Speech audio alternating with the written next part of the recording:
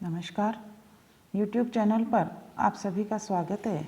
आज हम नानक के विषय में पढ़ेंगे और नानक ने जो पद लिखे हैं उनका अध्ययन करेंगे कि नानक देव जी जो हैं वह कबीर के समान ही निर्गुण निराकार ब्रह्म के उपासक थे।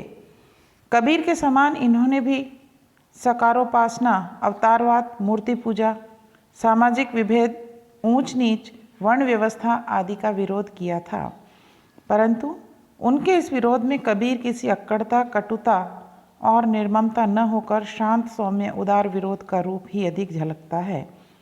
अपने दर्शन में इन्होंने ज्ञान, कर्म, योग और भक्ति का समन्वय किया है। कबीर अपने परम तत्व को राम कहते हैं और नानक उसे शब्द या वाणी मानते हैं। नानक का यह परम तत्व स्वयंभू है, अजन्मा है, प्राप्त होने वाला है। उसकी प्राप्ति गुरु कृपा द्वारा ही प्राप्त होती है। नानक जीवन की सार्थकता भगवान के ध्यान और नाम स्मरण में निरंतर निरत बने रहने में ही मानते हैं। भगवान के भजन के सम्मुख अन्य सारे तत्व गौण हैं।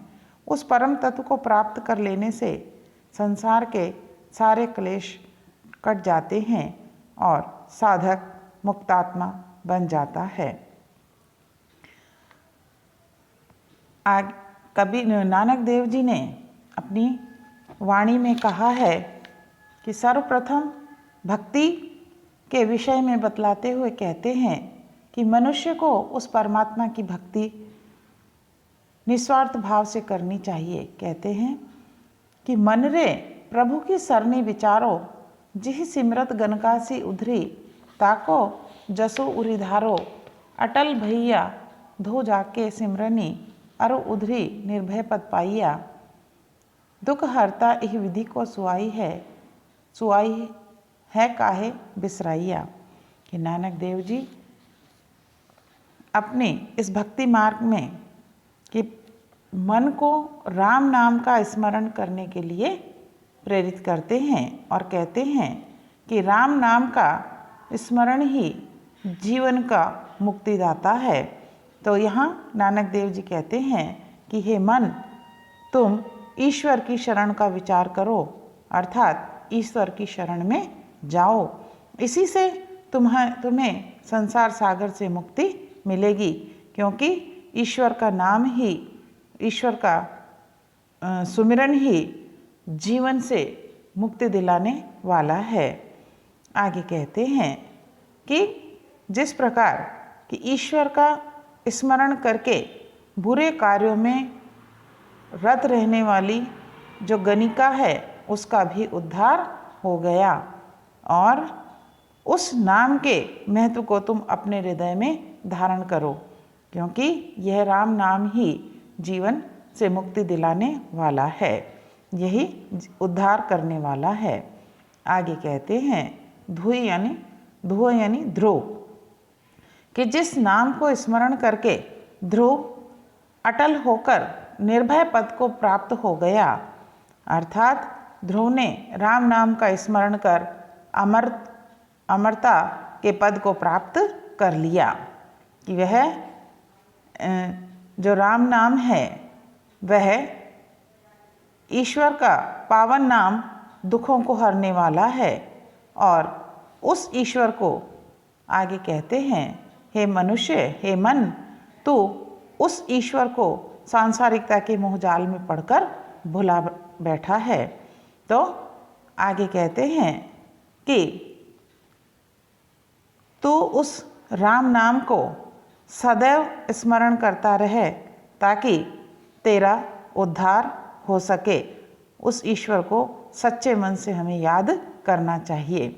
आगे कहते हैं कि जब ही सरनी गही कृपा निधि, गहु ग्रहा ते छूटा, महिमा नाम कहाँ लऊ बरनऊ, राम कहत बंधनु तिह टूटा।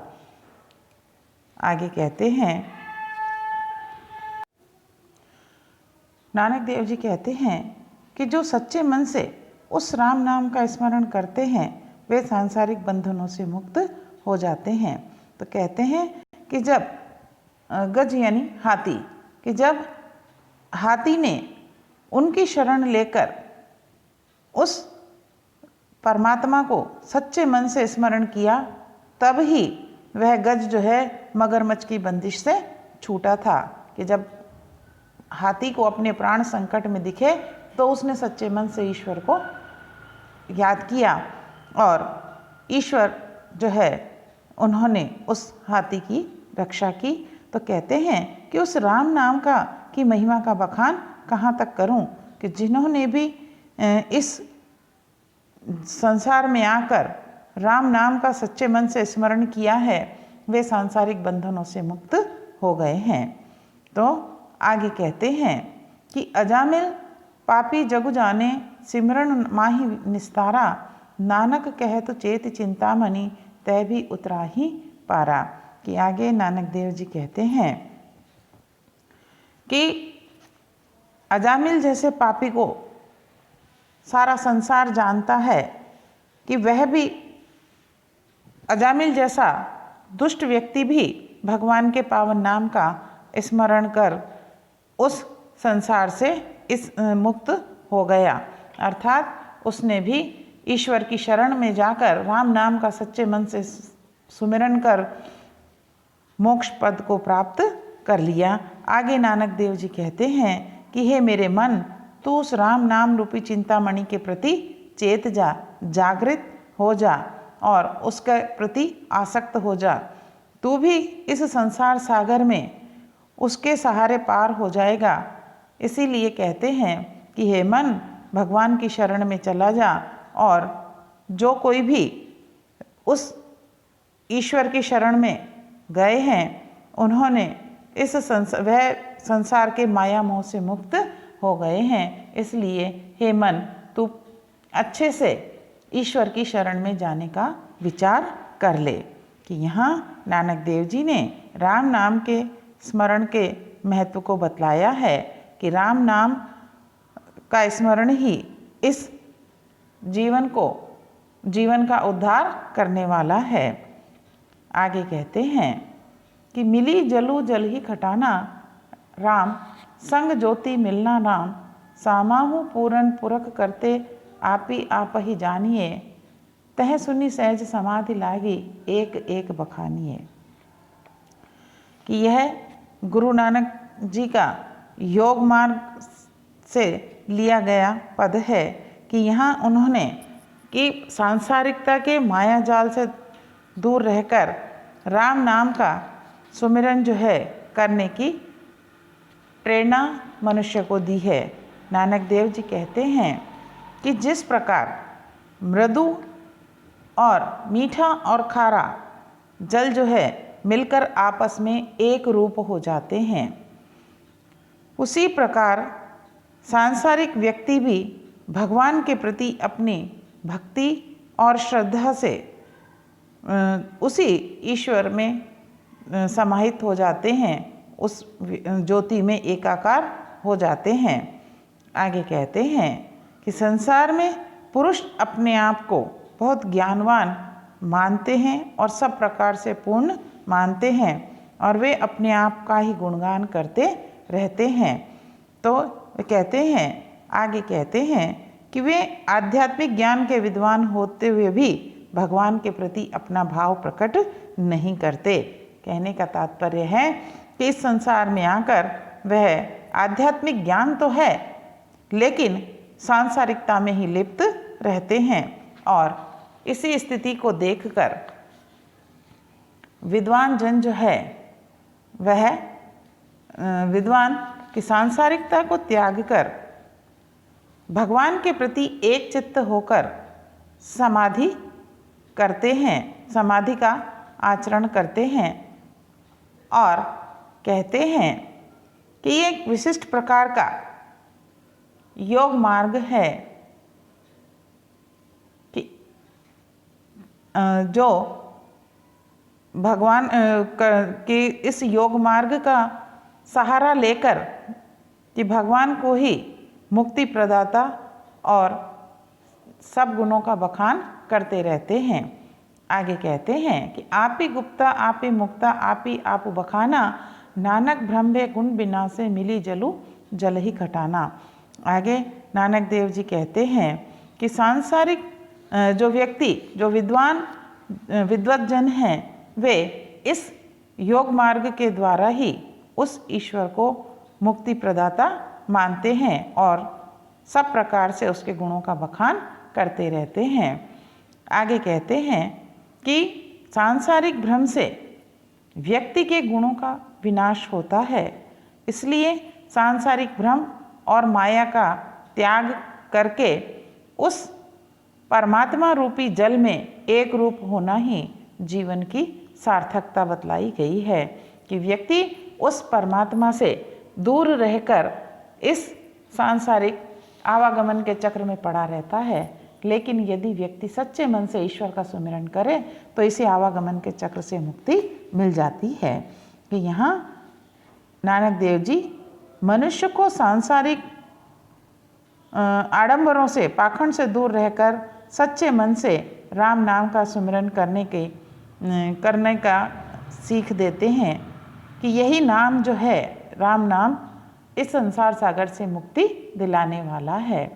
आगे कहते हैं, अब राखौ दास भाट की लाज, जैसी राखी लाज भगत पहलाद की, हरना कस फारे कर आज, पुनी द्रौपदी लाज रखी, हरि प्रभु जी छीनत वस्त्र दीन बहुसाज।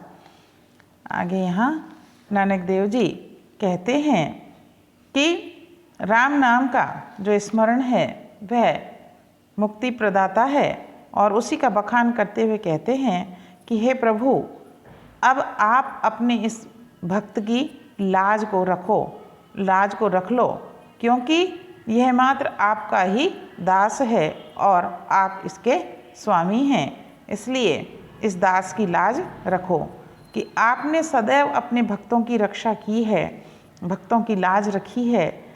जिस प्रकार कि आपने भक्त प्रहलाद की लाज को रखने के लिए नरसिंह का रूप धारण कर हिरण्यकश्यप का पेट फाड़कर अपने तेज नाखूनों से पेट जो है उसका फाड़ दिया और भक्त प्रहलाद की रक्षा की, इसी प्रकार द्रौपदी की लाज रखने के लिए कि आपने दुशासन द्वारा चीर खींचे जाने पर उस चीर को बराबर बढ़ा दिया। आगे कहते हैं, सौदामा अपराते रखिया, गणिका पढ़त पूरे तिह काज, स्त्री सती गुण सुमरन कलजुग होई राखहु दास भाट की लाज। कि आगे कहते हैं कि आपने जो दीन सुदामा है उस सुदामा को भी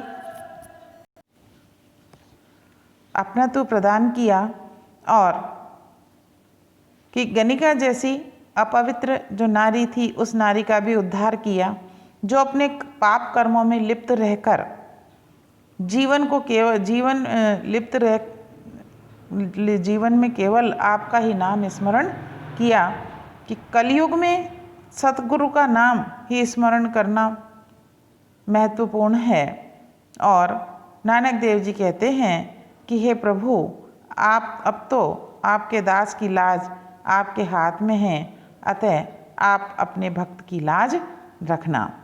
कि यहाँ नानक देव जी ने राम नाम को उद्धार करने वाला बतलाया है और कहते हैं कि सच्चे मन से भगवान की आराधना करने से भगवान अपने भक्त की रक्षा अवश्य करते हैं।